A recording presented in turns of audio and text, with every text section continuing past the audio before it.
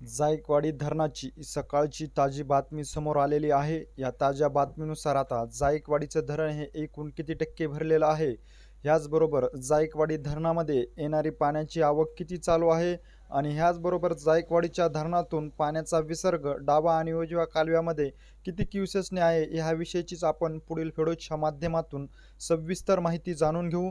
तर नमस्कार मंडळी, तुम्हा सर्वांचे गावगाडा ह्या लोकप्रिय चॅनलवर स्वागत आहे. 22 जुलैच्या सकाळी 10 वाजण्याच्या ताज्या बातमीनुसार जायकवाडीचं जे धरण आहे ते 78.30% इतकं भरलं असल्याची अधिकृत आकडेवारी आता समोर आल्याची आपल्याला पाहण्यास मिळत आहे.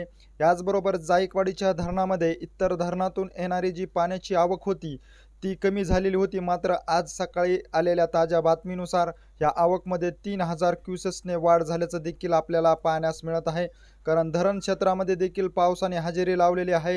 याचबरोबर नगर, नाशिक ह्या ठिकाणाहून देखील पाण्याची आवक आता चांगल्या प्रकारे येत असल्यामुळे आता जायकवाडीच्या धरणाच्या टक्केवारीत देखील वाढ होताना आपल्याला पाहण्यास मिळत आहे. तर ह्याचबरोबर जायकवाडीच्या उजव्या कालव्यामार्फत पाण्याचा विसर्ग हा 1200 क्युसेस इतका चालू आहे. तर जायकवाडीतून डाव्या कालव्यामध्ये 1600 क्युसेस इतक्या वेगाने देखील पाण्याचा विसर्ग सुरू असल्याचं आपल्याला पाहण्यास मिळत आहे.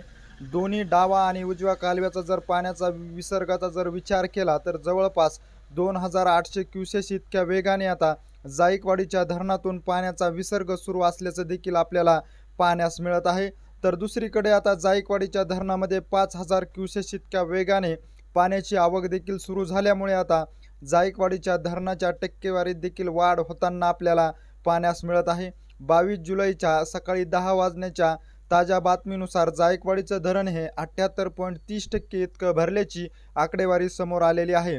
जायकवाडी धरणाविषयीची अशीच अपडेट जर तुम्हाला वेळोवेळी जाणून घ्यायची असेल आणि तुम्ही अजूनही आमच्या चॅनलला जर सबस्क्राईब केलं नसेल तर नक्की सबस्क्राईब करा. धन्यवाद.